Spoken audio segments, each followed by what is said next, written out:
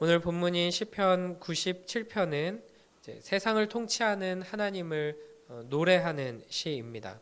시편의 이런 시들을 신정시라고 부르는데 다른 신정시들이 하나님의 그 통치를 기쁨으로 노래한다면 시편 97편은 조금 분위기가 다릅니다. 세상을 통치하시는 정복자 하나님의 그 심판을 두려운 모습으로 노래하고 있습니다. 시편 97편은 1절부터 6절 그리고 8절부터 12절이 각각 한 단락씩을 구성하고 가운데 7절이 이 두 단락을 연결하는 구조를 가지고 있습니다. 그래서 그 내용을 보면은 첫 번째 단락은 하나님의 다스림과 심판을 묘사하면서 온 세상 모든 열방이 하나님의 영광을 보고 그 다스림을 기뻐하라고 외칩니다. 그리고 둘째 단락은 하나님의 다스리심을 기뻐하라고 또 다시 한번 외치고 있습니다. 하나님의 다스림에 대한 하나님의 백성과 그리고 온 세상에 마땅한 반응은 즐거움과 찬송이어야 한다. 왜냐하면 하나님은 온 세상의 창조주이시기 때문이다. 이것이 시편 97편의 메시지입니다. 먼저 시편 97편의 주제문이라고 할 수 있는 1절에서 이렇게 노래합니다. 여호와께서 다스리시나니 땅은 즐거워하며 허다한 섬은 기뻐할지어다. 아멘. 여기서 시인은 과거형이 아니라 현재형으로 여호와께서 다스리신다라고 선포합니다. 그러니까 하나님의 이 통치, 다스리심은 지나간 과거 혹은 미래의 소망에 불과한 것이 결코 아니라는 것이죠. 하나님께서는 과거와 미래뿐 아니라 지금 여기에서 왕으로 통치하고 다스리십니다. 인류 역사 속에 왕으로 불린 수많은 사람들이 있었죠. 또 다양한 영역에서 힘과 권력을 가지고 다스리는 자들이 있었습니다. 그러나 여호와 하나님의 다스리심은 다른 모든 인간 통치자들의 다스림과 전혀 다른 차원의 다스림입니다. 그러니까 하나님께서는 왕권을 더 견고하게 하기 위해서 분투하시거나 더 잘 다스리기 위해서 고민하시거나 그 통치를 확장하기 위해서 애쓰시지 않으십니다. 하나님께서는 이미 모든 영역에서 왕이시고 무한불변 영원하신 그 권능과 지혜와 사랑으로 통치하고 다스리고 계시는 것이죠. 때로는 우리가 사는 현실 속에서 이 하나님의 통치가 전혀 실현되고 있지 않은 것처럼 보일 때가 있습니다. 그러나 여호와 하나님께서는 역사 속에서 단 한순간도 통치하고 다스리시는데 어려움을 겪지 않으셨다. 지금도 그렇다 하는 것을 우리는 항상 기억해야 합니다. 온 우주 만물 그리고 우리의 모든 역사, 우리의 모든 인생은 왕이신 하나님의 계획 안에 있으며 그 능력의 손길 안에 있는 것입니다. 심지어 원수마귀와 수많은 악한 자들이 하나님을 대적하기 위해서 온갖 노력을 다하지만 사실 그들 역시 하나님의 손 안에서 하나님의 계획 안에서 움직일 뿐이다 하는 것을 잊지 말아야 할 것입니다. 하나님께서는 대적자들이 악한 의도를 가지고 행한 모든 일까지도 사용하셔서 하나님의 그 선하시고 영원하신 뜻을 이루시는 왕이십니다. 그러므로 우리는 언제 어디서 어떤 상황 속에 있든지 여호와께서 다스리신다 하는 이 자명한 사실을 기억하면서 또 담대히 선포해야 할 것입니다. 그리고 그 선하시고 위대하신 다스리심으로 인해서 우리는 즐거워하며 기뻐할 수 있습니다. 그래서 1절에서는 땅은 즐거워하며 허다한 섬은 기뻐할지어다 라고 말씀하십니다. 땅은 우리 주변의 모든 것을 의미하고 섬들은 우리 시야 밖에 있는 멀리 있는 것들, 우리 눈에 보이지 않는 모든 것을 의미한다 할 수 있습니다. 그러니까 하나님의 통치는 내가 보고 듣고 경험하는 모든 곳뿐 아니라 나에게서 보이지 않는 모든 곳, 우리가 인식할 수 없는 모든 영역까지 미치고 있다 하는 것을 이제 말하고 있는 것이죠. 그러므로 우리는 즐거워하며 기뻐해야 마땅한 것입니다. 특정한 어떠한 사람이나 어떤 이 세상의 세력의 통치는 너무나도 분명한 한계를 가지고 있습니다. 그러므로 그런 통치들이 어떤 부분에서는 우리에게 잠시나마 소망을 주는 것처럼 보이고 잠시나마 즐거움과 기쁨을 맛보게 할지도 모르지만 대부분의 경우에는 많은 사람들에게 고통을 안겨주고 억울함과 분노를 가져다 주게 됩니다. 이것이 우리가 처한 죄와 비참의 현실이죠. 다스리는 자나 다스림을 받는 자나 모두가 부족하고 연약한 죄인이기에 우리의 삶에서 진정한 즐거움과 기쁨을 누릴 수 없는 것입니다. 그러나 무한영원 불변하시는 여호와 하나님의 통치 안에 있는 자들은 참된 안식을 누릴 수 있습니다. 영원한 소망 안에 거할 수 있고 영원한 즐거움과 기쁨을 맛보며 살아갈 수 있습니다. 우리의 매일매일의 삶 속에서 여호와 하나님의 이 다스리심을 기억하며 내 삶의 모든 영역, 또 오늘 나의 모든 시간을 다스리시는 그 하나님의 손길을 경험하는 복된 우리 모두가 되길 축복합니다.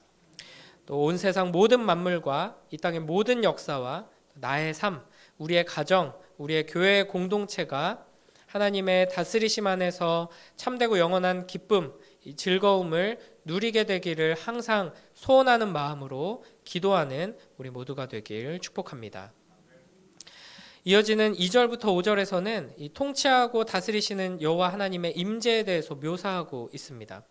2절 말씀을 보면은 구름과 흑암이 그를 둘렀고 의와 공평이 그의 보좌의 기초로다 라고 말씀하십니다. 구름은 우리가 잘 알듯이 하나님의 임재를 상징하죠. 흑암이 하나님을 둘렀다 하는 것은 유한한 인간의 눈으로는 하나님을 볼 수 없다 하는 것을 나타냅니다. 그러니까 하나님은 이 세상의 그 누구와도 그 무엇과도 비교할 수 없는 거룩하시며 높으신 분이다 하는 것을 보여줍니다. 또 의와 공평이 그의 보좌의 기초다라는 말은 이 통치하시는 하나님의 성품이 의로우시고 그 하나님의 행하심이 공평하시다 하는 뜻입니다. 이어서 3절부터 5절에서는 하나님의 임재를 불과 번개를 통해서 묘사합니다. 의와 공평의 하나님께서 불을 통해서 다스리십니다. 불은 일반적으로 이 성경 속에서 심판과 정화를 상징합니다. 소돔의 죄가 극에 달했을 때 하나님께서는 하늘에서 유황을 이 불을 비같이 내려서 징계하셨습니다. 또 아론의 두 아들 나답과 아비후는 하나님께서 명령하시지 아니하신 불로 분향했다가 하나님 앞에서 나온 불이 그들을 삼키고 말았습니다. 이처럼 의와 공평의 하나님께서 불로 다스리실 때 대적들은 이 불로 인해서 심판받아 멸망하게 되는 것입니다. 그래서 5절에서는 이 심판의 불로 인해서 산들이 밀랍같이 녹았다고 말합니다. 베드로서 3장 12절에서도 심판의 날을 묘사하면서 하늘이 불에 타서 풀어지고 물질이 뜨거운 불에 녹아지려니와 라고 했습니다. 또 히브리서 12장 29절에서는 우리 하나님은 소멸하는 불이심이라 라고 말씀하십니다. 이 심판이 이 세상에 어떤 큰 권력을 가진 사람, 큰 권력을 가진 세력의 것이라면 어떻게든 피할 길이 나겠지만 이 구름과 흑암 가운데 임하시는 하나님의 불심판이라면 그 누구도 피할 수 없을 것입니다. 이를 4절에서는 그의 번개가 세계를 비춘다라고 표현합니다. 이 하나님의 다스림은 모든 곳에 임하게 될 것입니다. 그러므로 온 땅이 보고 떨게 되는 것이죠. 그래서 6절에서는 하늘이 그의 의를 선포하니 모든 백성이 그의 영광을 보았도다라고 말합니다. 하나님께서 임재하셔서 다스리실 때 거룩한 불로 대적들을 심판하실 때 온 세상 모든 땅과 하늘이 보게 될 것이고 온 세상이 하나님의 의로우심을 선포하게 될 것입니다. 그러니까 하나님께서 마지막 날에 심판하실 때에는 그 누구도 이 심판은 받아들일 수 없다, 불공평하다, 억울하다 이렇게 외치는 자가 한 사람도 없게 된다는 것입니다. 심각하게 하나님을 대적하는 자들도 하나님의 임재 안에서 불로 심판하심을 마주할 때는 이 심판이 공정하구나 라고 인정할 수밖에 없고 그로 인해서 온 땅이 모든 세상이 하나님의 의로우심을 나타낸다 하는 것이죠. 이렇게 1절부터 6절에서 첫째 단락이 끝나고 이제 7절은 두 단락을 연결하는 역할을 합니다. 조각한 신상을 섬기며 허무한 것으로 자랑하는 자는 다 수치를 당할 것이라 너희 신들아 여호와께 경배할지어다. 아멘. 여기서 허무한 것들은 히브리어로 엘릴림입니다. 하나님을 뜻하는 히브리어 엘로힘과 발음이 비슷하죠. 사람은 마땅히 엘로힘, 곧 영원하신 여호와 하나님을 섬기며 자랑해야 하는데 어리석은 인간들은 엘릴림, 곧 무가치하고 무의미한 것들, 유한하고 헛된 것들을 섬기며 자랑합니다. 이렇게 하나님이 아닌 우상을 섬기는 자들은 결국 수치를 당하게 되는 것이죠. 그런데 7절 후반부에서는 너희 신들아 여호와께 경배할지어다 라고 말씀하십니다.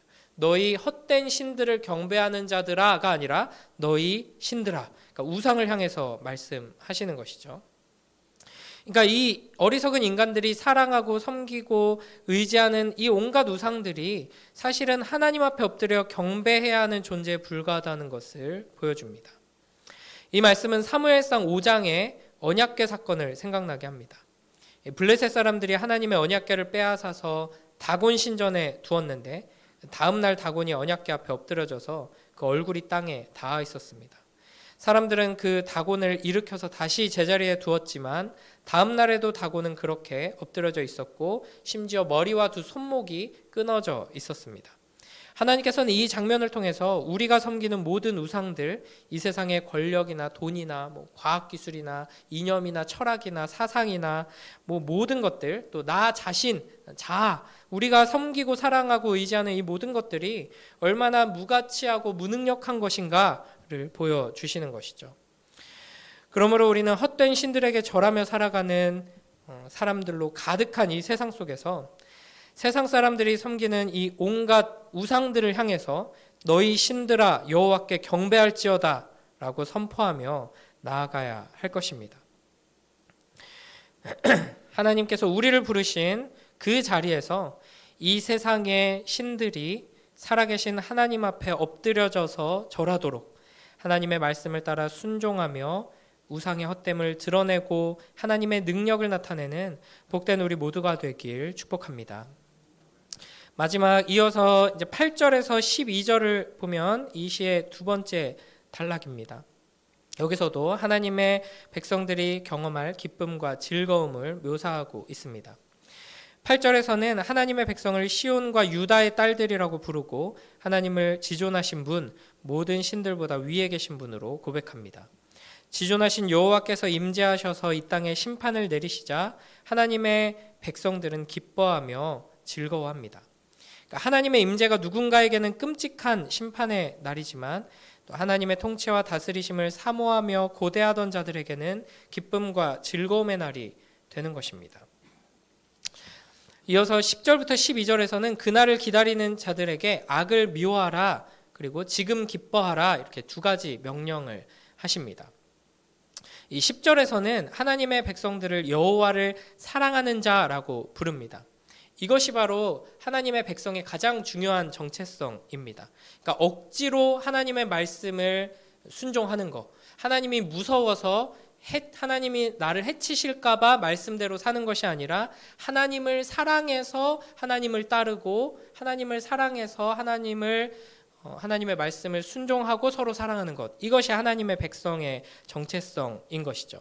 그런데 또 10절에서는 동시에 악을 미워하라 명령하고 계십니다. 그러니까 우리가 분명 그 사랑으로 부름받고 그 사랑을 힘입었지만 우리의 여전히 남아있는 약한 본성, 죄의 습관 때문에 우리가 온전히 사랑하기 어렵다, 연약하다는 걸 하나님께서 아셔서 우리에게 악을 미워하라 명령하시는 겁니다. 그러니까 하나님을 사랑하면 하나님이 미워하는 악을 미워하는 것, 하나님이 아닌 다른 것을 바라보게 하는 모든 걸 미워하는 건 너무나도 자연스러운 반응이지만 그런 당연한 것을 하나님께서는 우리에게 명령하심으로써 우리를 지켜주시는 것이죠. 그러므로 우리는 매일매일의 삶 속에서 우리로 하여금 하나님에게서 멀어지게 만드는 악한 것들, 죄가 무엇이 있는가, 어떤 유혹들이 있는가 항상 깨어서 이 악을 미워하기 위해 힘쓰면서 동시에 하나님을 더 사랑하기 위해 하나님께 더 가까이 가기 위해 힘써야 할 것입니다. 이 11절에서는 11절에 이 빛이 나오는데 이것은 거룩함, 또 진리, 기쁨, 생명 이런 것들을 의미하고요. 또 하나님의 임재 안에서 누리는 행복을 말합니다. 또 의인과 마음이 정직한 사람에게 하나님의 은혜가 부어진다라고 말씀하십니다. 그러니까 이 의인이 빛나는 삶을 사는 것은 스스로의 능력으로 이루는 것이 아니라 하나님께서 빛을 뿌려주셨기 때문이다. 하나님께서 기쁨을 주셨기 때문에 우리는 기뻐할 수 있다라는 것입니다. 그러므로 우리가 하나님 앞에서 감사하는 것은 너무나도 당연한 일이죠.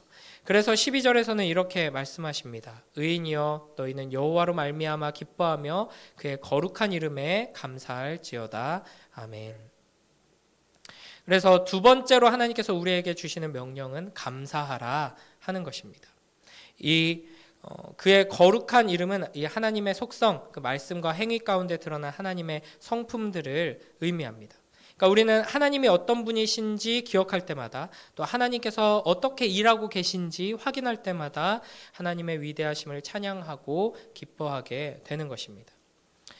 이 세상에는 우리들에게 작은 기쁨, 또 일시적인 기쁨들을 주는 것들이 많이 있습니다. 또 그러한 선물들을 하나님께서 우리에게 주십니다. 하나님만 기뻐한다고 해서 가족들을 통해서 누리는 기쁨, 또 교회 공동체를 통해 누리는 기쁨, 우리가 선을 행할 때 누리게 되는 기쁨, 또 무엇을 성취했을 때 누리는 기쁨, 이런 것들을 다 우리가 거부해야 된다는 것은 아닙니다.